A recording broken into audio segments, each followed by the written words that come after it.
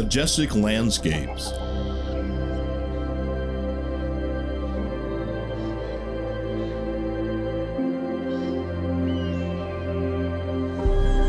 Diverse wildlife.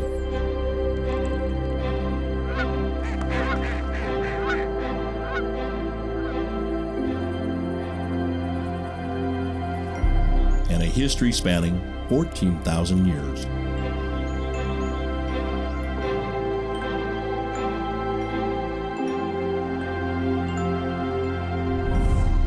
This is Marsh State Historic Park.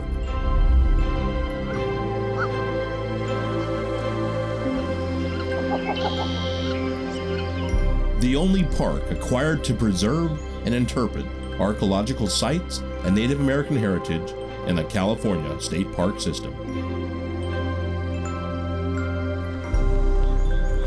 A walk through Marsh State Historic Park is a walk through time.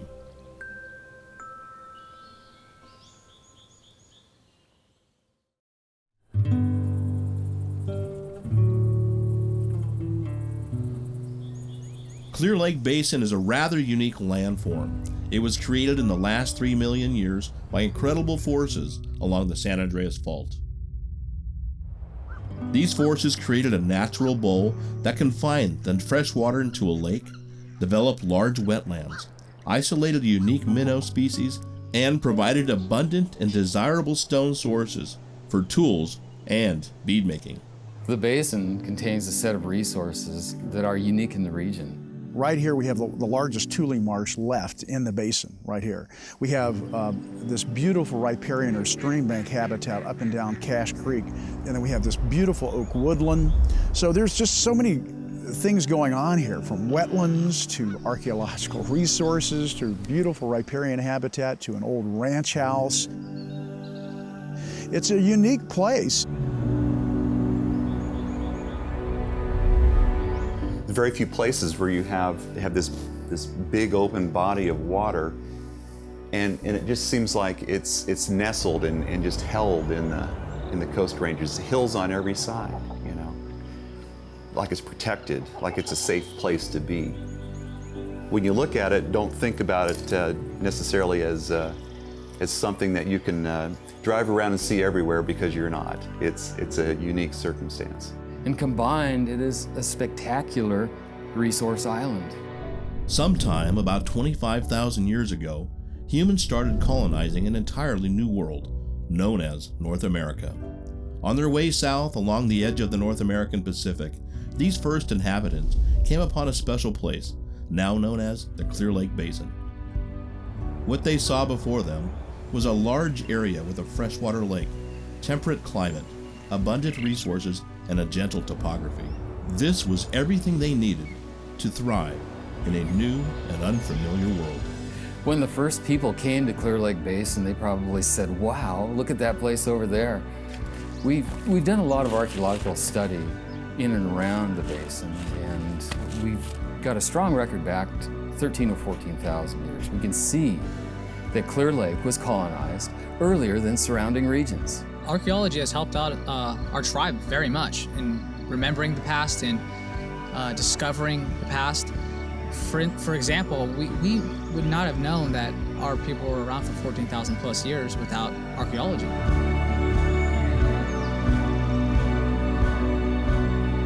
The direction in which we think people arrived in America only goes one direction, and that's back, back, back.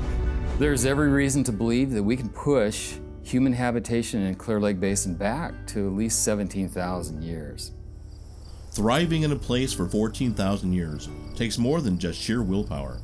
Amongst many things, it requires the right combination of natural resources that allow a people to build homes, eat nutritious food, drink clean water, and fashion tools. The temperate climate, the marshes that supported waterfowl, outcrops of obsidian, the oak trees that supported acorns. All of these things are in abundance at Marsh State Historic Park and immediately accessible. To reside in an area for 14,000 years it's mind-boggling. It really is. This area has so much to offer that it's obvious reasons why they didn't have to go far. They were spoiled. I believe they lived in paradise. They lived in paradise.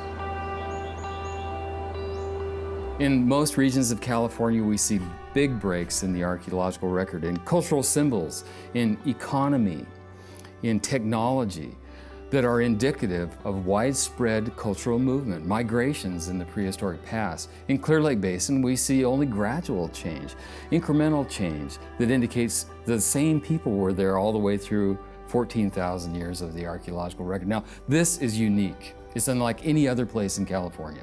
To put it in perspective, when I hear people of European descent say that they're fourth, fifth, and maybe sixth generation native Californian, you know, it makes me ponder, and it puts a smile on my face, because I could say that I honestly am at least 466 generation Native American in this area. We have every reason to believe that the Pomo were the first people, and they are still here.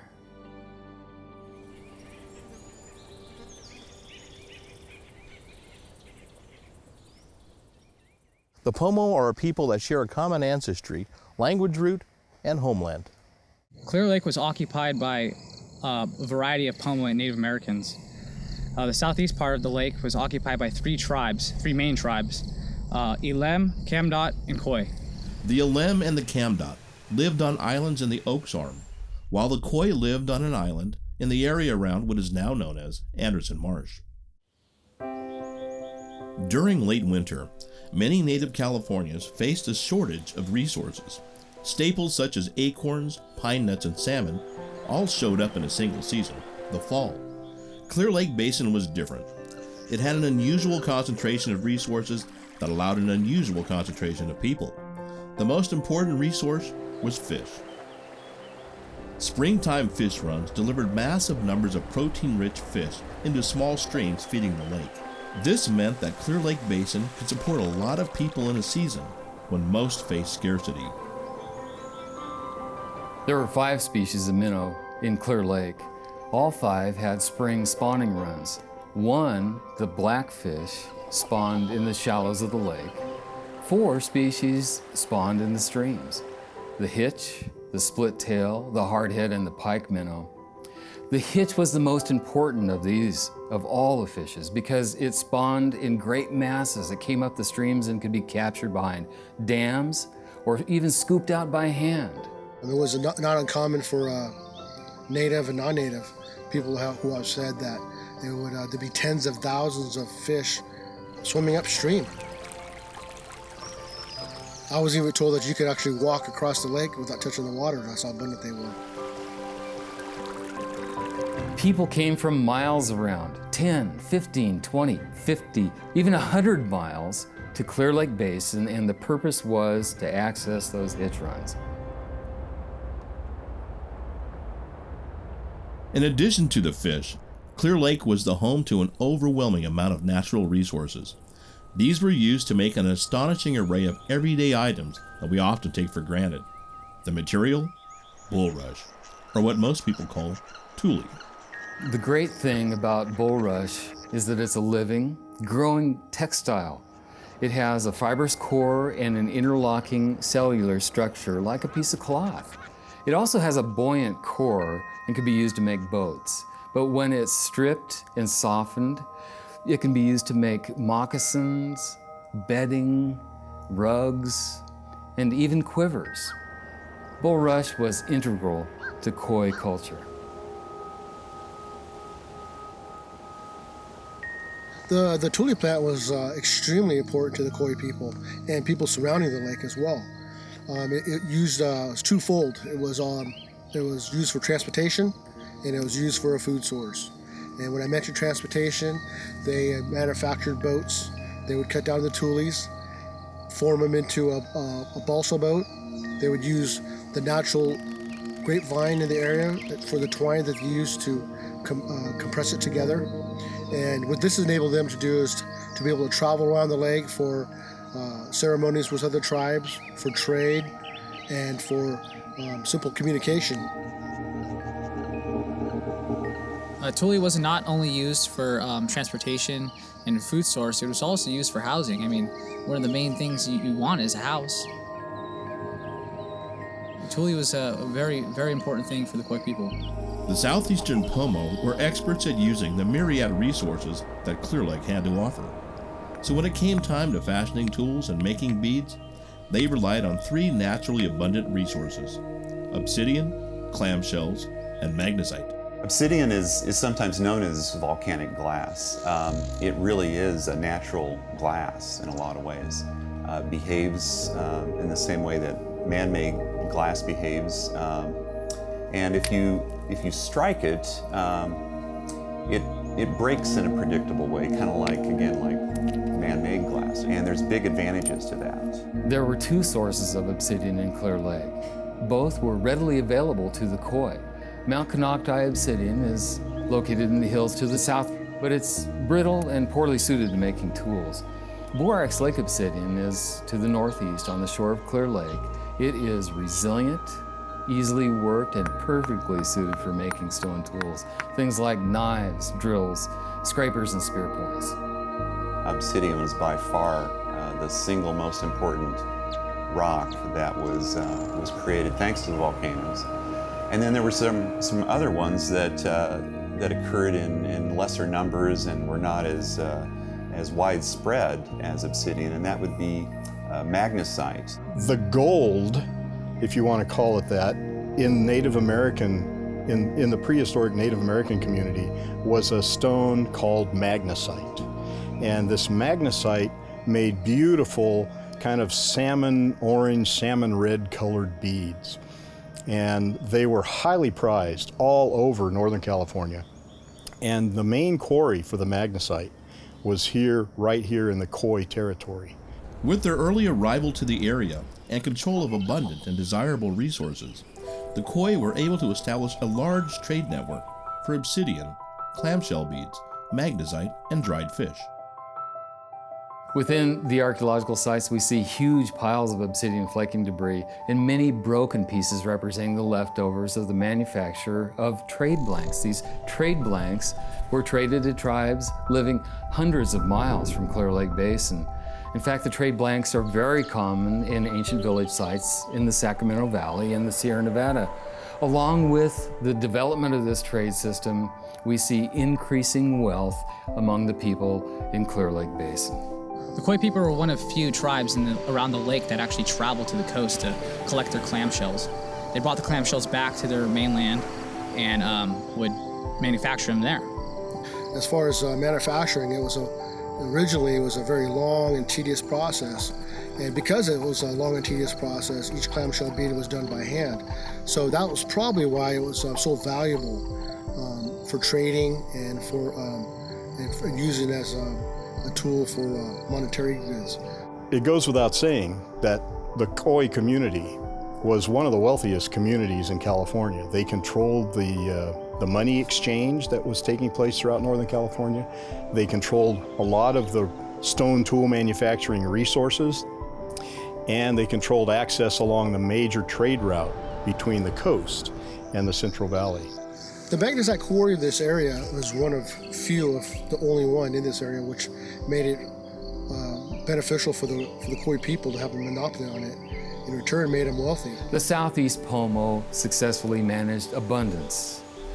Outside cultures sought their resources, but the Southeast Pomo developed excellent negotiating skills that allowed them to convert potential conflict into material gain. Trade was really at the core of this culture. The Khoi enjoyed 14,000 years of prosperity, but it did not last. By the 1840s, the Khoi and other Pomo at Clear Lake were feeling the stress of new colonizers. In the search for slaves, up to one half of the Khoi tribe was forcibly resettled to gold rush settlements and Mexican ranchos in current-day Napa, Solano, and Sonoma counties. Within the short space of 2 generations, the Khoi were completely forced off their island home. The last ancestor to be born on the island, to our knowledge, would be my great-grandfather's brother, Tom Johnson, who we believe left the island when he was about 10 years old. The reason why Tom Johnson left the island was the Khoi people were going to engage in a ghost dance with other tribes surrounding the lake on Rattlesnake Island, which is a part of Elam Indian Colony's ancestral grounds. Once they were done with the ghost dance, they returned to India Island to find early settlers on there, which made it impossible for them to acquire back their land. By the 1950s, due to governmental indifference and deliberate action, the Khoi soon lost access to all of our ancestral lands. The Khoi soon realized that our traditions and our culture were too valuable to lose. So we worked hard to restore our status as a nation, reconnect with our traditions, and relearn our native language. In 2012, the Khoi visited the University of California, Davis, in order to see baskets that were collected in the late 1800s from ancestors living near Anderson Marsh. I have to admit it was an emotional time for myself, because I was actually able to view and touch an item that one of my ancestors, one of my family members, actually constructed, and what they're thinking and what were they going through during their lives at that time when they were constructing this beautiful basket. Tom Johnson, my direct relative from the Khoi, actually made this basketry, and it was just amazing, to see one of my family members made this basket for us to be able to cherish and for it to be preserved like this. It was really touching, and I didn't expect anything like it.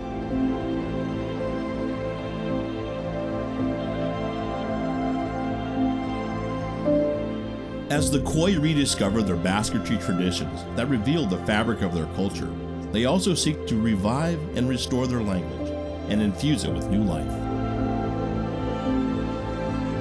There hasn't been a fluent Khoi language spoken in probably about 50 years. And language to any culture is your identity. That's the basis of who you are. Growing up speaking English and only knowing one language was just kind of second nature, and you were taught that your whole life, and you never really put much thought into it until I started learning my language, Khoi. And it was just different, because the way you explain things, you actually had to think. There's feeling. I'm going to teach my children how to speak our language, and they're going to teach their children. And one day in the future, maybe far from now, but it'll be back.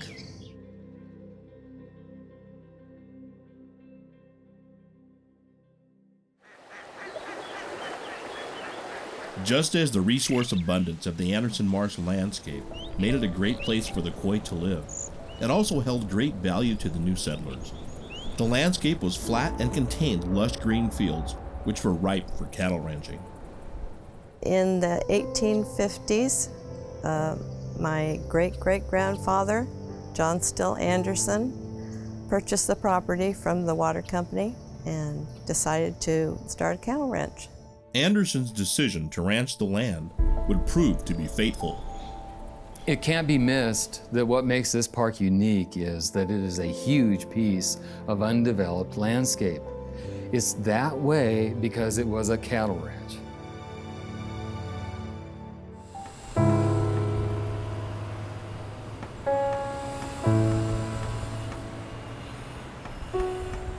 In the 1970s, all of that changed. A potential developer purchased Anderson Marsh in hopes of dividing the land for homes and businesses. It's because of this plan that the first archaeological surveys happened in 1977. Sonoma State University, where I was a student, got a contract with the State Attorney General's office to record archaeological sites around Anderson Marsh. And when we came back every day from our daily trek of trying to record resources, everyone on the team was just amazed. I mean, jaw-dropping amazement. They couldn't believe how many sites they had recorded. It was the highest density of prehistoric sites that any of us had ever seen before. During his family's frequent trips to Clear Lake and his recent work at Anderson Marsh, archaeologist John Parker had developed a deep respect for the area's beauty and cultural significance. So when he became aware of the developments proposed for the marsh, he decided to do something. It became obvious to me by the end of 1977 that these sites were not going to be protected just based on state law that actually required that sites be considered before development projects. So I decided it was time to go ahead and get the sites listed on the National Register of Historic Places. The National Register of Historic Places is the nation's listing of significant historic and prehistoric resources. So cultural resources around the United States that are considered significant enough that they're worthy of preservation. In just 1 year's time, John had gotten Anderson Marsh listed on the National Register. By doing so, John had hoped the national recognition of the marsh's importance would convince others to protect the treasures that they had right in their own backyards. However, John soon realized that this was not the case. The sites were really in danger throughout this time period. So I started exploring different avenues to get the whole National Register district preserved and purchased as a public park. By making Anderson Marsh into a state park, John could ensure that the vast archaeological resources of the park would be preserved for future generations. To realize his dream, John faced the uphill battle of having to convince businesses, organizations, and state and local governments that the marsh was worth saving. So he went on the radio, contacted civic clubs, put up posters, and published multiple articles in local newspapers. In the end, it would all come down to a single vote.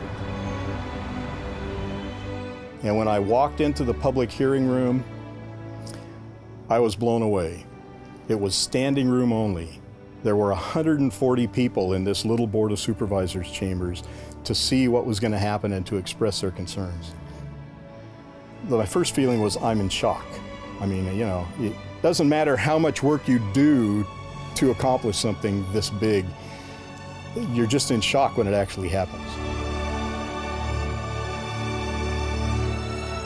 Due to John's efforts and public support, on October 15, 1983, the Anderson Marsh State Historic Park became the first state park in the California history to be acquired for its archaeological values. John had finally realized his dream. And the very first thing that we did as an organization was put on a big park dedication ceremony. 3,000 people showed up for the park dedication ceremony.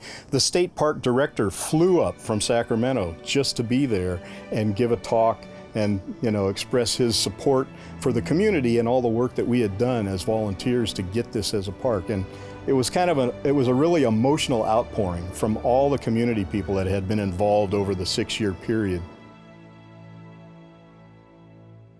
The park was now in full swing. 2 volunteer groups formed. The Cultural Heritage Council focused on educating the public about archaeology in the Pomo, and the Anderson Marsh Interpretive Association focused on providing guided tours of the park. At the same time, park rangers were taking visitors on tours to show them the beauty of the park. One of the first rangers to take on this responsibility was a man named Tom Nixon. Well, I completed a 30-year career with the California State Park System. I worked Southern California beaches. I came up here in 1985, and I had plenty of opportunities to promote and go other places, and there are certainly many beautiful places in the state of California, from redwoods to deserts and you name it. But I just never found any place I liked as much as this. With his job at the park, he took visitors on tours of the ranch, showed them the amazing plants and waterfowl that the marsh held, and reminded each visitor of the importance of the archaeological resources found throughout the newly formed park. Sadly, things were not to last at Anderson Marsh State Historic Park. Year after year, the California State Park systems had to discover new ways to make do with less funding. So when Tom Nixon decided to retire, the parks didn't have the funding to replace him. The park desperately needs a new infusion of public support. Gay Henry and Henry Bornstein have become part of the solution. They have joined a group of concerned park goers called the Anderson Marsh Interpretive Association, whose goal is to keep the park open for the public to enjoy. And a park like this, which is really is protecting priceless resources here. The Native American artifacts, the archaeological sites here are incredible, and the history here is incredible. And we really need to figure out a way to give that the value that it deserves, so this thing can be funded. The Koi are now taking an active role in the preservation, interpretation, and stewardship here at Anderson Marsh State Historic Park. Because of our dedication, we've started the Koi Nation Cultural Protective Association. I remain very positive. I think one of the great things is that we have the Koi Nation. You know, the Native American people, the ancestors of the people here, they're working with the park again. This park was put on the Federal Register because of its archaeological sensitive areas and the culture that was here and still is here. And it should be protected, and it is being protected. Even though picking up artifacts like chipped obsidian may seem insignificant to the average person, it's like ripping out a page of history that can never be put back. History is precious to the Koi people. That's why we're working so hard to keep it intact. Here at Anderson Marsh State Historic Park, it is illegal to remove anything from the park's rich natural and cultural landscape. We've implemented a position that is a TIPO, which is a Tribal Historic Preservation Officer. And he walks the land. He makes sure that no looting's going on. This land has a lot to teach people about the history of early man. It's not just the early man of the Koi people, it's people in general. You can hear the birds in the background, you can hear the fish jumping. It's an incredible place, and to see it molested in any way would be a travesty. Anderson Marsh is truly remarkable. It preserves an amazing set of archaeological resources that are more unique and more precious with each passing day. Archaeological sites like these are constantly under threat, but through the dedication of a new generation of people, we can say, a walk through Anderson Marsh is like a walk through time.